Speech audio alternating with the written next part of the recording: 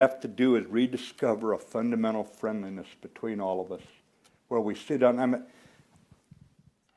Every morning, believe it or not, when I'm at Hoover, George Schultz walks into my office, 94 years old, sits down and holds court.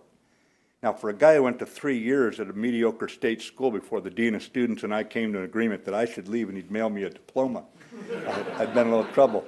That's pretty tall cotton.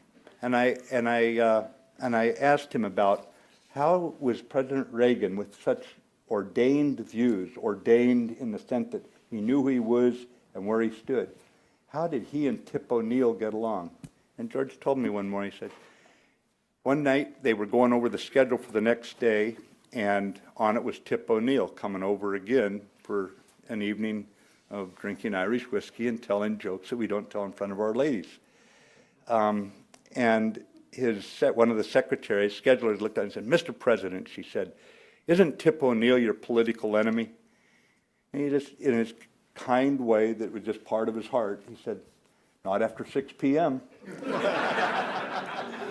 What has happened to America? I come back to an America that I've been gone from for most of a decade, or if I was here, I wasn't really here. I was thinking about how better to kill certain people.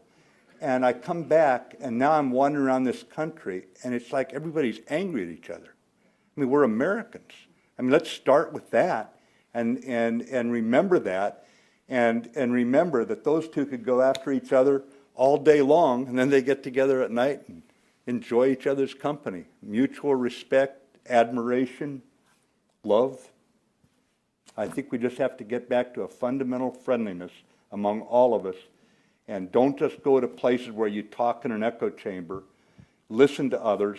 And I used to tell my American officers, I had 60 nations on my staff at CENTCOM. And I'd tell my American officers, I said, I don't want you just willing to listen to other people and their ideas. Remember, not all the good ideas come from the nation with the most aircraft carriers. I want you willing to be persuaded by other officers. And I think for the Marine Corps, especially as a naval force where you can't ever carry enough gear or enough men on the ships, for when you land against the enemy, you learn to use cunning and good ideas.